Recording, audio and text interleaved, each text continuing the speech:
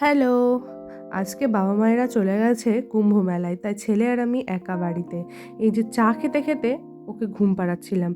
ঘুম পাড়ানো হয়ে যাওয়ার পরে আমি চলে গেছিলাম রান্নাঘরে কিছু বাসন মাজার জন্য। তো বাসন-টাসন মেজে নিয়েই বসিয়ে দিয়েছিলাম ভাত, কারণ আর সময় পাবো না। তারপরে এসে দেখি ও ঘুমোচ্ছেই। এই সুযোগে আমি স্নান পুজোটাও সেরে নিই।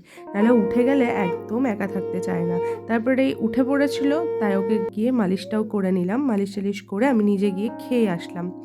খেয়ে আসার পরে ওর জামাকাপড় সব ছিল, ওগুলো তুলে নিয়ে এসে ভাঁজ করছিলাম। আর তারপরেই ওকে খাইয়ে আবারও ঘুম পাড়ালাম, নিজেও একটু ঘুমিয়ে নিলাম। কারণ রাতে সেভাবে আমাদের ঘুমটা হয় না।